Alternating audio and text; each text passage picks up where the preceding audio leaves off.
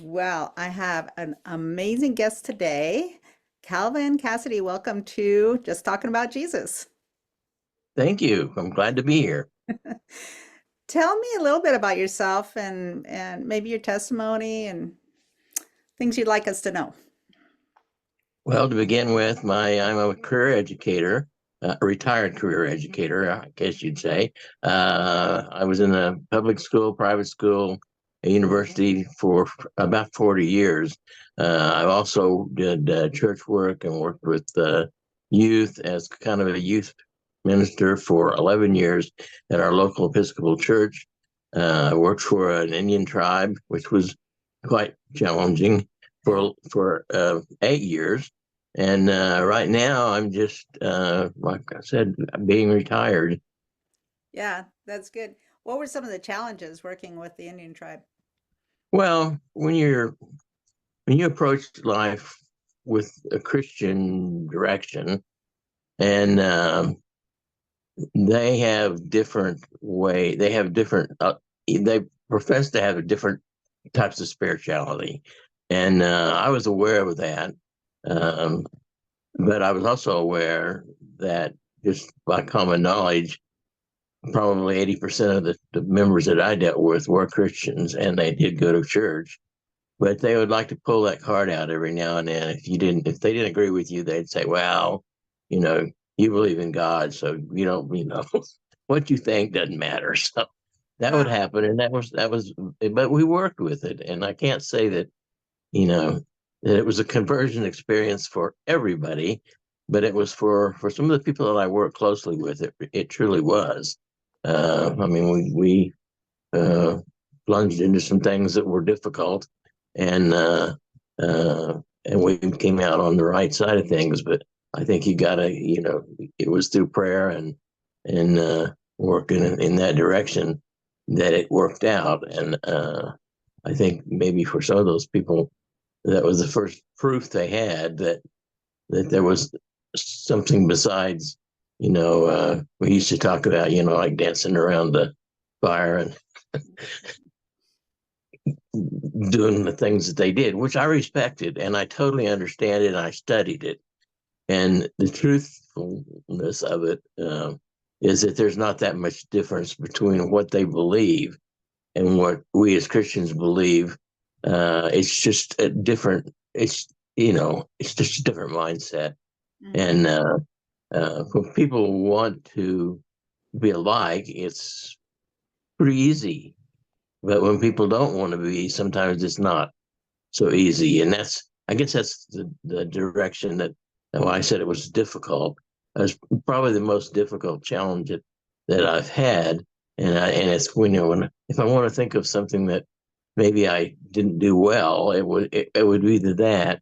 But then my wife and people that I work with say, but you did. You got to remember that you got to you got to look at the people whose lives you did change Yeah. and not worry so much about the ones that you couldn't, because nobody's perfect, and you never really know what effect you might have had on some people too.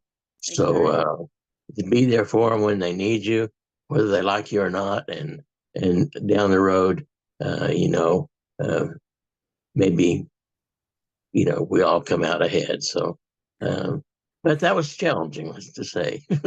Yeah, I mean, that's just whether it would be with a Native American population or others. I mean, just in general, right? I mean, you don't know. Right. People have their own ideas about things that are not saved or, walking the walk. And it just, that's the way it is. Even with Paul, look at how Paul encountered those who Well, yeah, had their own beliefs and whatever. And he's kind of seeing the things that are similar and then starting yeah. there, right? Well, like you said, that's the way it is with everything. But with people you're closer with, people like your church community, uh, you feel comfortable sharing, just about anything, and whether they agree with you or not, they're not going to be mean to you. They're gonna they're gonna listen and politely, and once again, you don't know whether it's going to matter or not. Right. But I found more times than not it has mattered because uh, in today's world, whether people admit it or not, they need uh, they need somebody to care. They need somebody. They need to feel like they're in a community of caring people, uh, whether that be their family, their church, their community, and then if you can have any kind of influence on those things, then you're making great progress. Once you leave your community, then it's it becomes a God thing then. I mean, it always is, but Yeah. but Right. you know, Right. you do what you can do with Yeah. those around you, and you're open that other people in other communities are doing the same thing. Hmm. But the worst thing you can do is do nothing and I then complain. Right, right, right. And everybody you encounter, I think just even having your mindset on God and your opportunities of what he's going to drop in your mouth to say to somebody at the time and, Oh, I love that you know. because that's happened to me many, many times. Yeah. I mean, I've taken off on a mission, jumped in my car and headed off somewhere and ended up on somebody's front porch and thought, what am I doing here? And what am I going to say?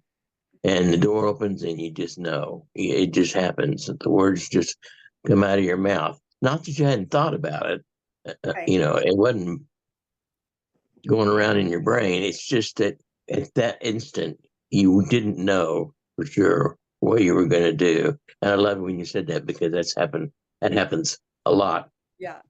People don't believe it until it happens to them, but a lot of times they get themselves, if you push and put yourself in those kind of unknown situations, it's going to happen. Right. Right. If you don't and live the comfortable life, you may never understand it. But if you get involved with any organization, that right now I'm closely involved in church work. We just hired a new priest, and what an ordeal that was. And we're so fortunate that the process only took like 3 months, because then sometimes I'm an Episcopalian, and we have we're not our rectors are not assigned. They interview, and with Hmm. the diocese, they interview with the sort of church committee and the vestry, and I am a member of the vestry, and so it's an exciting time. But it was scary because Yeah. when you start out on that, we've had searches, and they said there have been searches that have lasted 5 years, and just being without our own for 3 months felt like we were lost in the wilderness. I mean, Yeah. Stranded a little bit. a Yeah. true that was a true faith experience. But I was so proud of our folks because uh, they were up to it. They stuck with the program, and uh, now we have in just a few weeks, if you will, actually it's just a couple of weeks, we'll have our own church leader back, and but that's a process for those people that went through it. Yeah. I mean, it's a faith experience. That's saying, we went from unknown to known, and all we really had was our faith and and in each other. Hmm. And to me, that was just I mean, that it's hard to explain to people how God works unless they see it. Yeah. And when they see it, and it's kind of almost undeniable, then it's like you know, it's the argument, if there ever was one, is over, and it's like, uh, I knew all the time it was going to be okay. That's the beauty of the Holy Spirit, isn't it? Truly, it is. It truly is. What kind of experience did you have when you were doing the youth, working with youth?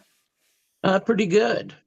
Um, my experience through the book was, I mean, my motivation was my near-death experience, and with youth, that played a lot better than it does with some adults who have preconceived notions that are some are never going to go away. They're Yeah. always going to think that, something's not right with you. But with young people, and again, um, they are so much looking for some guidance, maybe outside the home. And that's not saying that they're not getting that's saying they're not coming from a good family. That's just saying that when they get to be in junior high and high school, they're looking for something else. And, to be honest, to step out into that world is almost a bold step. That's something that God needs to follow you with, because uh, it can be very, very trying. And a lot of people just have no luck at all. But in my situation, and I can say this, I taught Sunday school and I taught all kinds of school. I taught, I even substituted in kindergarten a few times, and that was an experience. That's But in most of the classroom assignments that I had every year for the time that I was in there, I always talked about my experience. I always, and yes, was that chancy? Yes, it was. Um, but I never had an administrator or another teacher challenge me. I never had a parent challenge it, which was kind of interesting because, and I'm not saying you could do that today, but I'm saying that the right kind of person probably could, um, because like I said, the world's the way it is, and everybody's looking for somebody to believe in, for somebody uh, to care with them. Um, and sometimes they're really, really lost. I mean, um, and maybe it's their fault, and maybe it's not. Maybe it's medical, maybe it's family, maybe it's drugs. I mean, just everywhere you turn, there's a possibility. And from when I started teaching, and that's been it's been 50 years since I started teaching. Things are so much different. very much. And once again, um, your trust, developing trust systems with kids, with families, with communities was so much easier then, because there was just so much, or so little, so much less um, confusion, trying to have to decipher what's right and wrong. Things were clearer then, and parents weren't afraid to say, that's wrong. And if your teacher tells you that's wrong, then it's wrong. And now, you Yeah, know, now sometimes you question everything. sometimes parents don't know what their kids are doing, so they don't know what's right or wrong or not. Yeah, And if they tried to explain it in some situations, it wouldn't matter, because there's no they're getting their information, they're getting their caring, they're getting their trust from somebody else. And a lot of times we know it's not from people that are going to make their lives better, but they're so starved for that feeling of belonging and security that they'll take it wherever they can get it. And that was a problem 50 years ago, but right now it's a huge problem, yeah. because there seems to be more people that want to take than they want to give. And it sounded pretty good, didn't it? I'm kind of in one of those modes now. I'm letting somebody do my talking for me, but uh, the whole thing, is from where I come. I'm going to tell you this. Today's my birthday, and you do a lot of reflecting on that day as Yeah. to what your life means and all this. And I was just thinking, uh, the experience, which we haven't talked about very much. Whenever I, had the near death experience, uh, situation uh, with God and heaven and all that, was truly amazing. And I didn't do it near justice in the book. because when you're sitting down and you're writing it, it all sounds pretty. I'm pretty special, you know, and that's not what I wanted it to sound Yeah, like at all. yeah, But but I want people to understand that just because it happened to me doesn't mean I'm better than you. It just means that I'm here to care for you. I'm here to help you. I'm here to, to reinforce your feelings of uh, doubt or your lack of faith, things like that. And that experience gave me that power to go to invest my time in other people's lives and in other people's families. Um, and once again, you just get back to, well, how did I end up here? yeah. So But tell us, things, you were in a car accident. Tell us about that. yeah, What happened, and okay. then the Three teenagers out well, actually, we had a day off from school when we should have been studying for finals, but that was the design of the day off. But we were out on just a day out, a day out and off, and we got in a bad car wreck, and um, everybody was hurt, but I was critically hurt, um, and in the time that it took, well, as a result of that accident, which, and I like to say it was almost a Hollywood accident because there was a fire and an explosion, and and everybody that walked away should have been thankful. Well, I was drug away by a couple of gentlemen that I called angels because that's the way I perceived it at the time. If it hadn't been for them, I would have burned up, and so would my. And I don't know if my friends would have or not. They were fairly mobile and could get away, but I was not, and I needed help. And but from that experience with those angels to an experience uh, where you pass through, and I like to say that this is a judgment stage, or where you pass through, and uh, they simplify that by saying your life flashes before you. Well, yeah, it does, but what makes the biggest impression on you is not what's there, but uh, what's not there. I mean, when you arrive and like I said, you pass through the forgiveness stage, and the closer you got to heaven, the more relaxed you felt because you'd left sin behind. And at the very last, the devil broke away, and you knew then that your soul was completely free. And then that's when heaven just kind of uh, exploded in front of me. And I'm not, and I tell everybody, it wasn't the golden streets. It wasn't like you think. I like to think maybe it was the receiving area, and I say that in all honesty because it was just a nice, peaceful, um, pastoral kind of a scene. Um, God and I communicated with each other. I did not see him, but I heard him. I felt him, and um, it was, of course, by the time that happened, I knew what was going on. I just didn't know what was going to happen afterwards.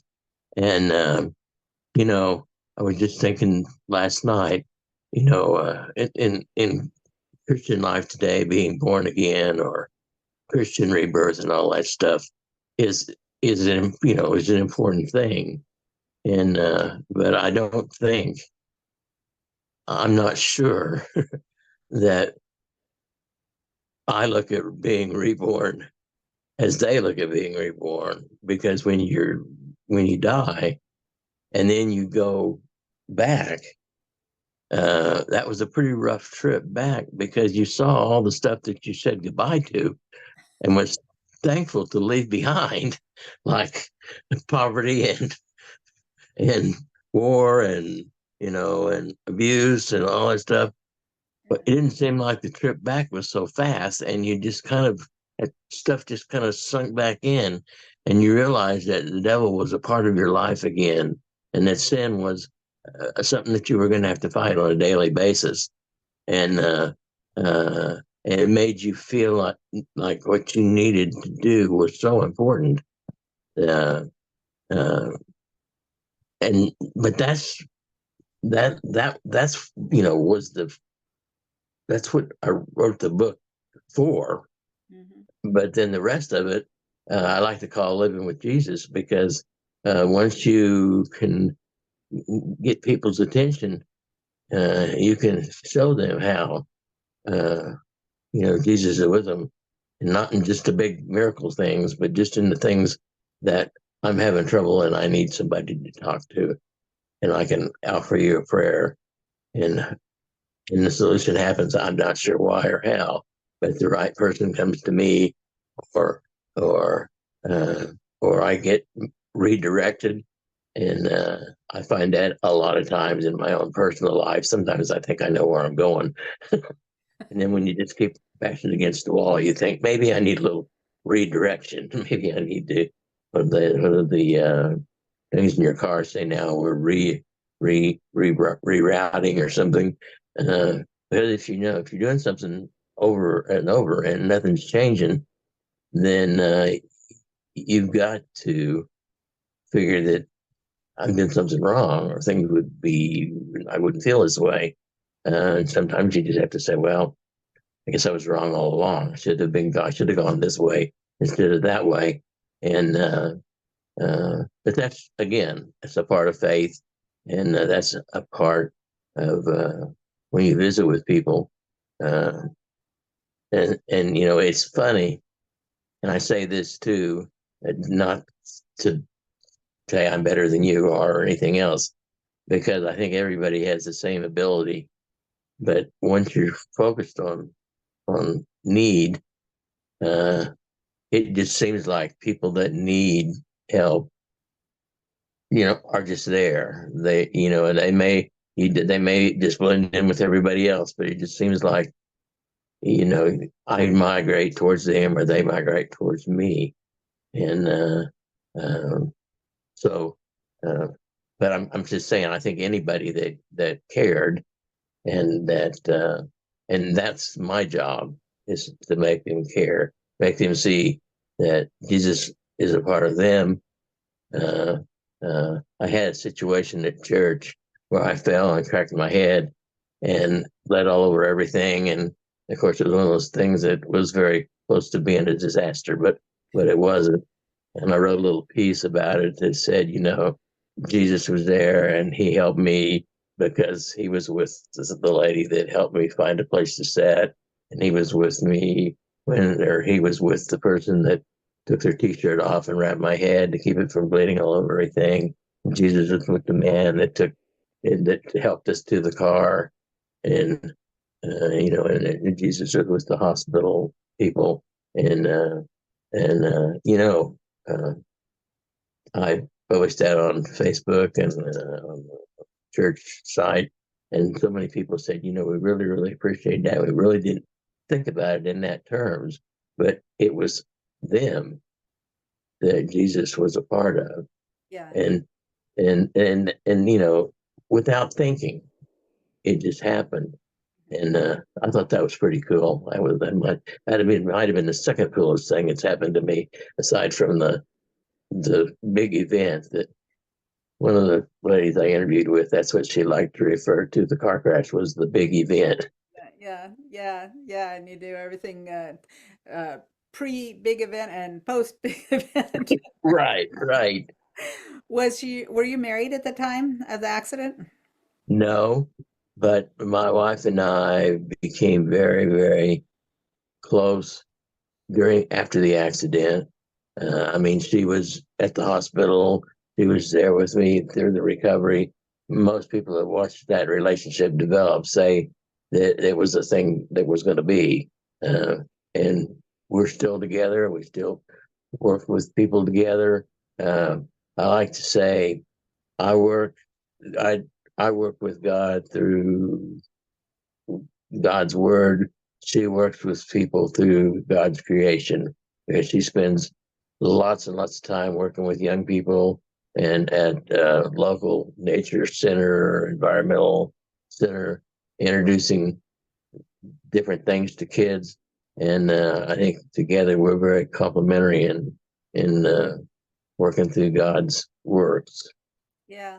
How did she how did she react to your revelation of your spiritual, right? I mean, finding the reality of the spiritual realm. But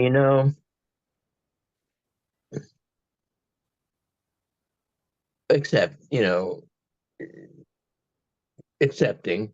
Um, but the longer we're together, the stronger that acceptance becomes. The more that she's absolutely sure. Another thing that happened that um, you know many things that happened. Another thing that I talked about in the book was when my mother died, and she died in a car crash, and it was really sad.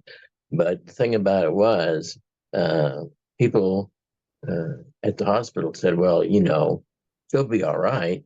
You were all right. You were in critical condition. You weren't, you were given, so many hours to think that it'll be fine."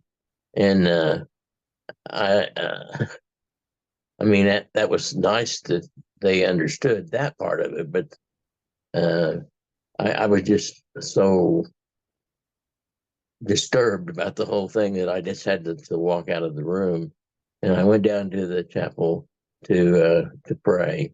While I was there, uh, God spoke to me, and He said, "You know that your mom was a great person, and that she was a great servant, but her work on this earth is finished, and now your job is to take care of those people up there in that room and help them understand what's going on." And that really stuck with me for lots of reasons, because uh, that's one of those things with when death is upon you, you have to really really think hard. Uh, I mean, kids are killed in car wrecks, adults are killed in car wrecks, people die of cancer, people die of all kinds of reasons, and their loved ones cling to them very tightly, very closely. But my feelings, the way I was approached with in the chapel, was that your job is to let go, is to make people understand that this is a natural thing, and it's all right to be sad, and it's all right to be grieving, but you got to understand that your mom has made a step of progress to something that you understand, but the people that you're talking to upstairs probably have no concept of. So the next, it seemed like forever, but it was probably less than 30 minutes, because it was less than 30 minutes that we lost her. But I did the best I could. And I think, I mean, there were people who were a little bit adamant about my behavior for a little while, but eventually they all accepted it as Yeah. maybe I didn't know what was going on. But that's affected everything that's happened since. I I mean, wonder, we all go ahead. I'm just wondering,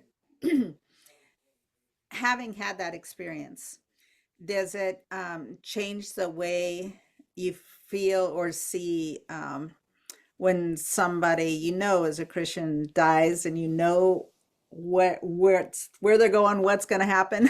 A Oh little man, I'm excited, but you can't go to a funeral and be excited. People look at you funny. But I never go. I never do go to a funeral or memorial service where I don't leave feeling better than I was when I was there.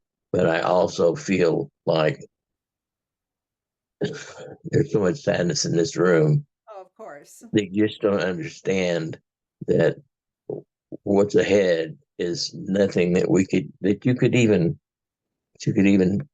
you would never want to deprive anybody of that if you really think about it.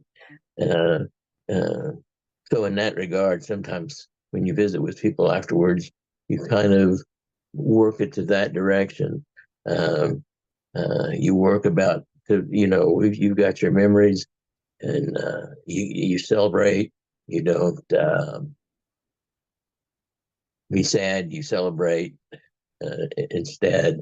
Whenever I send out a Facebook message after somebody passes, I try to use that word: celebrate their life, celebrate their memories, and try to draw away from this, uh, remembering the tragedy that brought it all to an end Yeah. in your mind.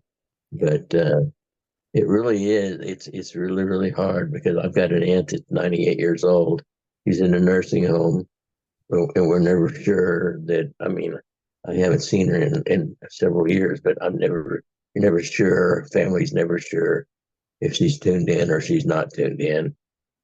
Some days she's good, some days they're bad. But when somebody gets to that situation, and I truly feel about this, is what happens in her life, as it is in everybody's life, every day of everybody's life, is what happens now is between her and God. And once she's decided, and I use this because it helped me with my father. My father passed away, and uh, he worked really, really hard. He was a very careful man. He got sick and he didn't know what to do. I mean, he freaked out, and that just made things worse. And he was old, and things started to fail, and he was just real confused about everything. But uh, he was gone.